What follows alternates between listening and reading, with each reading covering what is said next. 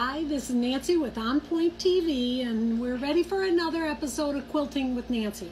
Now, these are our live Facebook videos, and I want to remind you that after we place them on Facebook, then they're available on our YouTube channel. So you can go to On Point-TV and see this again and again and again if you want to. And there's, 158 other videos there on quilting techniques. So hopefully you've already been visiting our YouTube channel and have subscribed so that you'll know. Because I know that not everybody is hanging around their house this Sunday afternoon. Now, it's been a while since we've done one for a couple of reasons. One, I've been out of town for a little bit, but I wanted to do it yesterday. But in Michigan yesterday, we had the most beautiful day. It was like 78, and I'm like, okay, I don't want to be in my studio when it's 78 and sunny outside in Michigan. I wanted to be outside, so I was. And yes, I did too much gardening, and so now I hurt. But this should not take any muscles for me to do what I'm going to do today. We are going to learn English paper piecing. So this, in the traditional sense, is paper piecing. Now, we've done a video on paper piecing, but when I did that where you're working on the paper, it's printed, and you stitch and you flip and you cut and you stitch and you flip and you cut, that is actually called foundation piecing. This is English paper piecing. Now, I've known how to do this for a long time, but honestly, I've never taught it before. So yesterday when I was prepping, going, all right, what do I want to show you? I came up with a whole new technique, and I thought it was really cool. So I'm going to teach you both the techniques. Now, there are books out there. This is a book that I just found. I'm not even positive it's still in production. Now, this is from Sharon Burgess, and it is Quilting on the Go, English Paper Piecing. In this book, she's going to do it all by hand because it's quilting on the go. Plus, she's English, so she should really know what this is all about, okay? So I'm going to show you the by hand and a new technique that I'm sure I didn't come up with it, but I just realized that I could do it by machine. So to start with, you need to know that with English paper piecing, you will have a paper template and the fabric. Now, there are some techniques that use a plastic template. I'm not exactly sure how that would work. Everything I'm going to show you would be done more by paper. So this is the paper. Let me get one with some color on it. The fabric is 1/4 of an inch bigger than the paper. So I want to first show you this new cool tool that I have for cutting out these hexagons. Now, some of them can be cut by hand, and I'll show you how to do that in a second.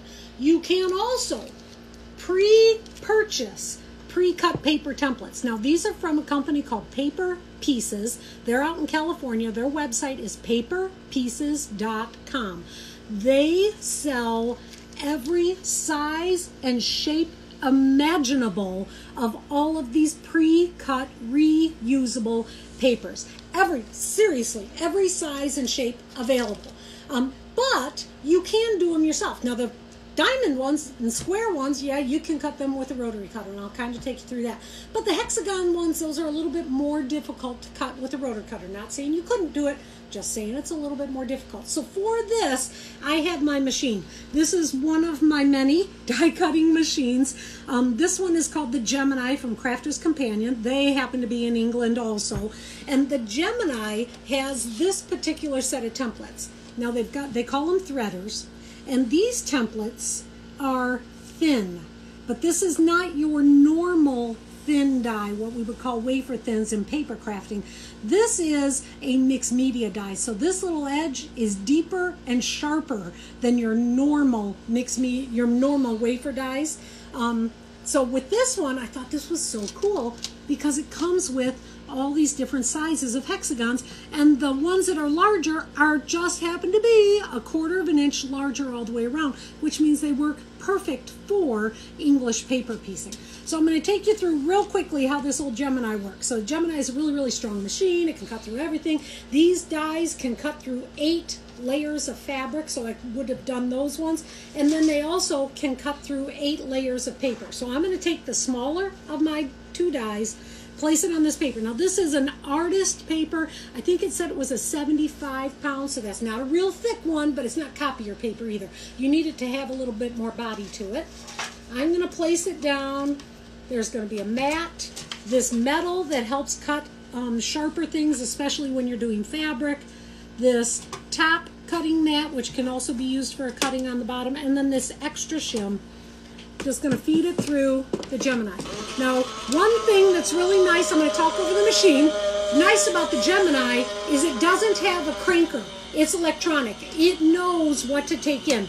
If you ever make anything too thick, it actually will stop. I've yet to make anything too thick. I think I've even done 10 layers of fabric one time. So now I'll take these babies off. And bada boom, bada bing. I've got 8 new papers. All right, so any size I want them to be, and then I could do the same thing with the fabric, but I think you get the idea. I don't need to do that with the fabric.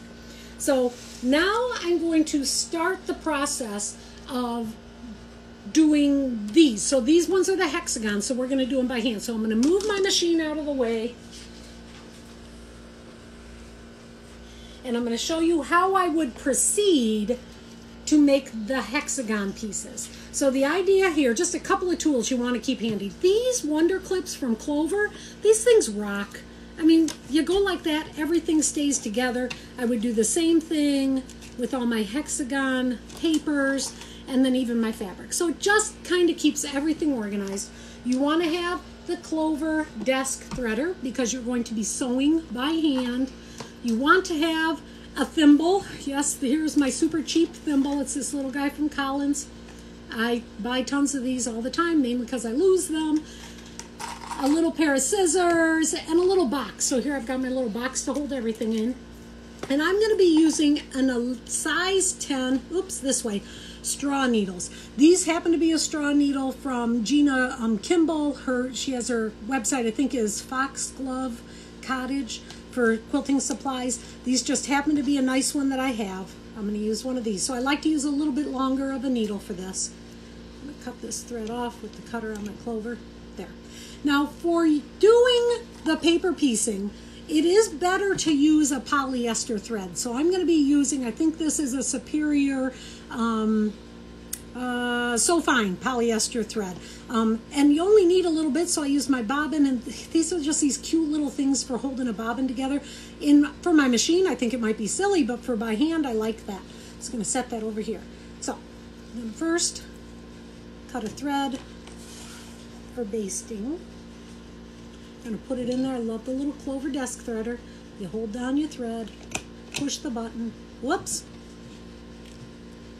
I think my needle might be a little bit bent. All right, I'm going to try it one more time, and if this time it doesn't work, I'm going to get a new needle out. This one's a little bit bent. Oh, man. Just so you know, that only ever happens wrong when I'm showing you on a video. If I'm at home, all by myself, it never fails. So let's try that one more time. Needle side down. Yes, I do know how to do this right. Hold my thread and pick it up. So it was because my thread was bent. So the first thing I'm going to do is secure my thread. And this I know is impossible to show on video, but if I hold the thread, I've got a short tail, then bring the thread over, hold that, pull the long tail, then I can take that little loop and bring it right down to the bottom of my thread. So now my thread is secure on my needle. My needle is secure, and then my other end, I want to make a big round knot.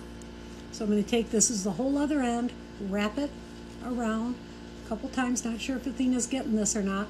So it's all wrapped like that. Then hold that wrap, pull that needle out. Whoops, there's my wrap. When you get down to the bottom, wah, it'll spring out of your hand just like that. You'll have this little teeny knot. So that's called a quilter's knot. Now there's 100 different ways to make a knot. That just happens to be how I make it. So now I'm going to baste. I'm going to take my glue. I've got an acid-free, water-soluble glue.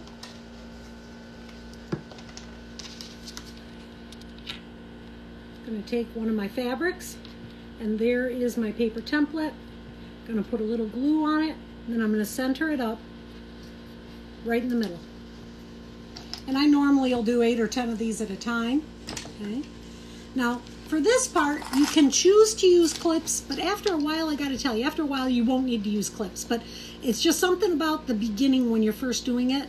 So I would recommend, so I'm going to take the fabric, fold it over onto this end, and then put a clip there. after I did, I don't know, about 20 or 30 of them, I realized I didn't need the clip anymore. I could do it without kind of as I go, especially because I glue the template to the fabric. So by gluing the template to the fabric, the back of it, it just kind of keeps it all nice and still and stationary. Now in Sharon Burgess's book, she actually glues these down to the back side. So that's another option. I've never done it that way. The only issue I can think that would cause is it might be a little bit harder to get the paper out when you're done. But that's what Sharon does, and she's English, so I'm assuming she knows what she's doing, because this is English paper piecing. There. So that's going to get all those little corners down. All right. So now I'm going to baste it. So I'm going to move one of those, and I'm literally going to stitch through the paper. All right. So the stitches are, I don't know, maybe 1/4 inch big. Now, one reason why I'm not a big fan of using the clamps all the time is the thread wants to get caught just like that. So use the clips or don't, it's up to you. And then come over and continue that stitch. All right. So I could go all the way around this, but I'm not gonna, because I think you get the general idea. All right. So after you've gone all the way around it, after you've gone all the way around it, you're going to stitch one down. So I had really, really hoped that I had one already basted around, but I don't, so we're going to fake it. All right. So we're going to take this little guy, because after you've gone all the way around it, then you're going to sew them together. So the idea to sew them together is I would take this piece and this piece, right sides together. And you take same thread and needle. I need to have my thimble on for this part. And you're going to do a whip stitch. So it's right sides together. I'm here, gonna do a little locking stitch right at the corner. Whoops. After I've got a secured locking stitch, again, you can use the clamps to help hold things in place. And then the whip stitch. And I would say that whip stitch, whoops, should go through both of the corners. And keep in mind, you are trying to just catch the fold of the fabric. You don't really want to catch the paper, although you just might. Whoops, and then I got a little knot. Oops, broke my thread, but you get the idea. So these little stitches going right through, catching just the fold of the fabric, trying not to catch the paper, because at some point we need to take this paper out. So that is the method for doing it by hand. Now, love the method. Did most of this just doing that all by hand. And then I came down to do a little bit more, and I realized that I had the idea that I could do it by machine. Now, I'm sure somebody else has already done this. I've just never seen it. So I don't think it's my idea, but it is an idea that I had.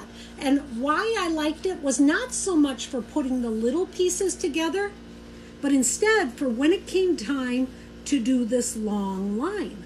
When I was doing that long line and I'm trying to stitch these by hand, I'm starting here, then I gotta kind of pull out back a little bit, you know, because then I had to go over here and I had to pick up the whole thing, and I'm holding this whole thing and folding the papers as I go to get that next long line, and it was really kind of not so much fun. And I thought, what if, and sure enough, I'm going to show you in a little bit how you can stitch this by machine. So for this particular project, I will continue to make the flowers by hand, but I'm going to sew the flowers together by machine. So that's the hexagon. So the next one I want to show you is the diamonds for making a star. So this is the one that I'm working on now, and I just worked on this yesterday. So for this one, I first took the fabric, let me get that pin out of there because I'm going to rotary cut now. First took the fabric and I cut it because I wanted long strips to cut diamonds. Because I told you, cutting hexagons, yeah, that's not so easy by machine. That takes a little bit more thought and brain. Cutting diamonds, that's easy. So we're going to cut the fabric out of the diamonds. So I took the fat quarter. I happen to have a fat quarter of the fabric. Keep in mind, I'm not trying to do the fussy cutting. So let me show you what I mean by that. In Sharon's book, she does a really good job explaining the idea of doing fussy cutting so that when you put your stars together, it'll make like little kaleidoscopes. The fabrics will repeat as you go around. Well, to do that, you have to figure out the placement of your diamond. So, like, let's say I wanted to take this flower and have that flower be each one of the diamonds. Well, first of all, I'd have to have 6 of them because this is a 60-degree diamond. All I have is a fat quarter of this fabric, so that meant there was not enough fabric for me to try to do that fussy cutting. I did a little bit try to do some, but not enough that it really is going to make a difference. So let me show you the idea. Here's my rotary cutter. Of course, I'm using an omni grid. One thing that I love best about the omni grids is down here at the bottom is they have all the different angles. So there's the 30-degree angle, 45 and 60. What is really special is that it goes in both directions. On some other rulers, it might have them all, but they only go in one direction. I find it so much easier to have the omni grid because it has both directions. So for this template, it is a 2-inch diamond, which means I need to cut my strip. This is a 1 3/4 inch diamond. I need to cut my strip 2 1/4 inches so that I'll have a 1/4 inch here and a 1/4 inch there. And it is a 60-degree diamond, which means I only need 6 diamonds per star instead of a 45-degree diamond would be a 8-point star. So I'm going to work with my fat quarter laid down. Before I started cutting it, I spray sized it. So I took it over to my ironing board and I spray sized it a little bit stiffer, and that will be explained why here in a little bit. Spray sized it using my Mary Ellen's Best Press. Now I've got it laid down. Here is my selvage edge. All right. So that means this is the length of fabric. I want to cut my strips the length of fabric because the fabric design will be continuous. So like here, I can see let's go with this one. Can you see the tip of this flower right here? And the tip of this flower right here. They are exactly the same. So I'm going to line my ruler up on the edge of the tip of that flower because I'm going to try and do some easy fussy cutting. There we go. So now I have a straight edge because I'm going length of grain. It's perfectly straight with the designs. They're going to all be exactly the same. Now I'm going to turn it. As always, I'm going to use power cutting. So for power cutting, I would have this way. Okay. I'd have, I didn't put my tape on correctly. So okay. So I would have 2 1/4, 2 1/4, 4 1/2, and 6 3/4. So I'm going to cut a strip of fabric that is 6 3/4. And I'm going to do this because I want to have some repeats in my fabric. So it's kind of like cheater's fussy cutting, how we also would do a stack and whack type thing. So now I've taken it apart. Now I'm going to find this design on the repeat of the fabric. So I'm coming across, where is it? Hopefully I can find it and match it up. There it is. Okay. So do you see how this flower and this flower are exactly the same? I'm going to stack that one on top of another. So it'll almost look like they're in, you can't even see it. There. All right. Now I'm going to cut again on that same cut. Again, I'm just doing this so that I can have some repeats. I found that when I did this out of a fat quarter of this fabric, I could get 3 or 4 of the exact cut. So then I was able to do my diamond pieces with 3 that were the same. And so 2 sets of 3. I just thought it looked cool. So now I'm going to power cut again. I'm going to go to 6 3/4. I'm going to move it over to 4 1/2. Remember, power cutting, you're adding your strip size together to be more accurate. And then 2 1/4. It would have really helped if I'd actually put that glow tape where I wanted them, so then you could actually see what I was seeing. There. So now I have these strips. And with these strips, I'm going to cut one of them so you can see what I mean. So here's my, this little guy is a repeat, and this little guy is a repeat. Can you see that? That's a repeat, and that's a repeat. Now I'm going to use my ruler, and I'm going to line up because I want to repeat that little flower, I'm going to line this up on the 60 degree of my ruler, and that flower is right there in the middle. Uh-oh. I gotta flip this around. Okay, Athena, excuse me, I'm gonna move that from underneath your arm. I need my ruler to go up there. There we go. All right, so again, I'm gonna lay it down. So my 60 degree of my ruler is here, and there's that flower that I kind of want to be maybe sort of ish in the middle of one of my diamonds. And when I did that, this cut, the tip of that flower was a little bit bigger than 1/4 of an inch. Now I'm gonna come over here and do that same thing. Line up on the 60 degree, and that flower is a little bit bigger than the 1/4 of an inch from the edge. Now I'm going to take that flower and stack them together. Now cut it. I'm going to start it again using power cutting. I can get to my 4.5.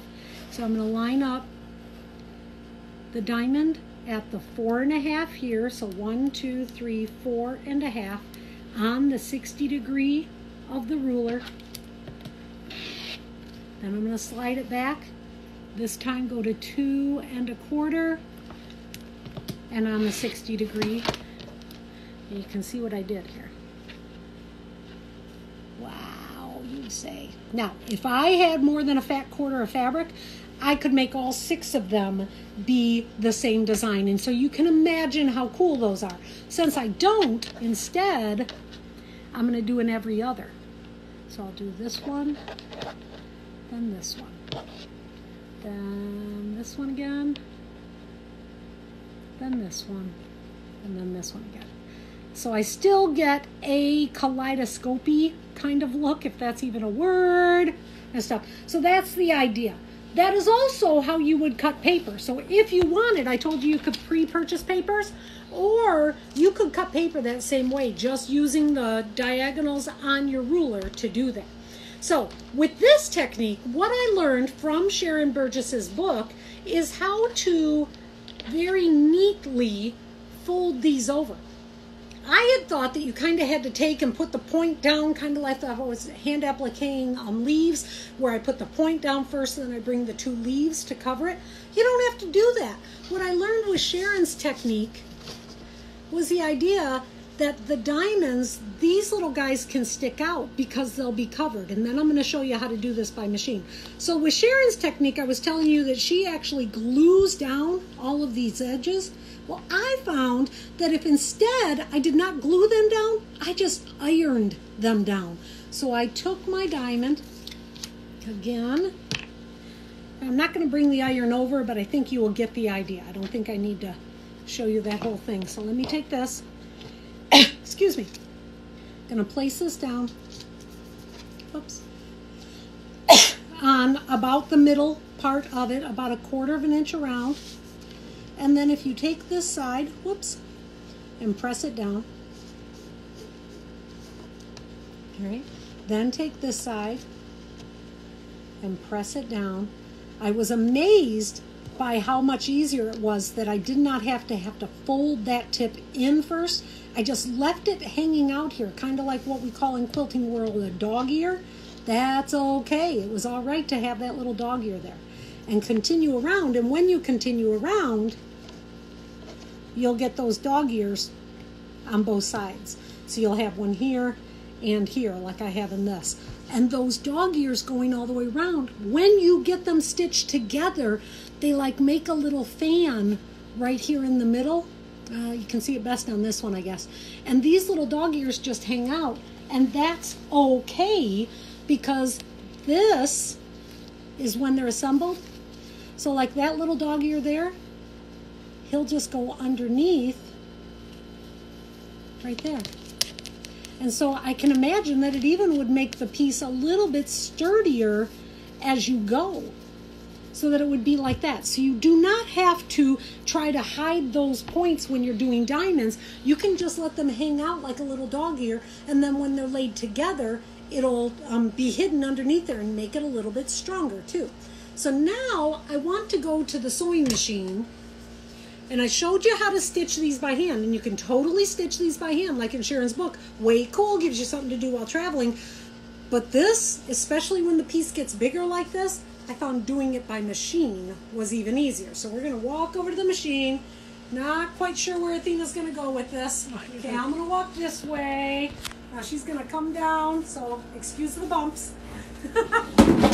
Crash, boom, bam. And we're going to come over to my sewing machine. Oh, I've got a little extra light. So on my sewing machine, I set it up. Let's move this a little bit farther forward. I set it up with a very fine polyester thread. I'm not even sure if you can see it. This is Superior's bottom line thread. This works really nice for something like this. A little different. I know that we normally use cotton, but I think that for this, because I really need it to hide, I like to use this, and this happens to be the thread that Sharon Burgess has used, okay? And I've got set up on my machine an open toe applique foot. So the open toe foot means that I'm going to be able to see what's happening underneath my foot. I set the machine up with a zigzag stitch. So this zigzag stitch on my FAF Creative 4.0, stitch width is 1.2, stitch length is 2.5. And I'm going to lay this down where I want it. So he's going to come just like this. And I'm going to do a small little zigzag. I am going to be doing some backing up and some forwarding to make it a little bit stronger. This zigzag is so small that you can only, oh, my thread is breaking. Oh, forgive me. I got to rethread it. I think I was actually doing that last night and I forgot and should have done it, rethreaded it before we got started. Take a little break. There. All right, so let's start again. And the reason the thread is breaking, I think, I'm not positive because I've obviously not done this very much, is it's breaking because I am catching a little bit of the paper. And so that's just a little bit more work for it going through the paper. For the most part, I did not have any problem with thread breakage, just a couple of times. But look at how easy it is to just kind of keep going around, zigzagging, and so I can keep this nice and flat. I have this neutral colored thread. Now if I was doing something really dark, I'd probably use darker thread. I'm going to do a little bit of a backing up at these little corners to make it a little bit stronger. I just thought it was a lot easier than doing it by hand. When I was doing it by hand, I was getting a little bit frustrated because the papers kind of kept getting in my way. And so I'm going to probably continue this project doing the little pieces by hand, so then it's a travel kind of quilt as you go kind of idea, and then put the big hexagons down like this. Get to the end, I want to do back up, make it nice and tight. And cut. So there you have it. I'm not even sure if you can see it just a little bit. You can see those stitches. These are the ones that I did by hand. These are the ones that I did by machine. So not very noticeable at all. So now we're going to go back to the table. Okay. Clean that part of the floor, so we should be okay with you seeing that part of the floor. Uh-oh. Tina, okay, I got to come around to the back here. Okay, I'm going to hold that while Athena fixes her chair. Hi, Barbara from Canada. Oh, my goodness. Hi, Barbara from Canada. I hope your weather's up nice up there as like it is here. Okay, so now I'm going to come back around. Okay, because we need to know how to take the paper off. So on these pieces that I did just the iron basting because I had used the Mary Ellen spray sizing here to take the paper off, bada boom, bada bing, just like that. Comes right out. Now you want to keep the paper in until you've got it completely stitched around. So when there is paper on, that is where I did that thread basting. So I'm going to take the paper out of this guy right here. If you'll just take and cut those basting threads and pull them out. Kind of is the same idea then. Now with Sharon Burgess's technique, she glues them down, so I guess you would just peel the fabric away. So it's definitely worth a try to do it Sharon's way. You never know what you'll learn. So now I'm going to take that paper out. Now sometimes you'll find when you're stitching that you've stitched through it a little bit. Shouldn't be too much of a problem, but if you're lucky, that little guy comes out like this. He can be used again, at least twice again. So there you have it. That is English paper piecing. So remember, this Facebook post is live now, but it'll go onto our YouTube channel. So On Point TV, please subscribe to our channel and do that little bell thing. If you do that little bell thing, you'll get an email that'll say, oh, On Point has posted another something on YouTube. We try to do that at least once a week. We have the whole Learning to Quilt series is already done. The Lone Star series and the New York Beauty series coming up soon. We'll be working on our rail fence, and then I'm going to do a on point setting series. So a lot more to learn. If you have any questions, you can contact me at quiltingwithnancy@gmail.com. Please like and share our videos whenever you can, and have a great rest of your day.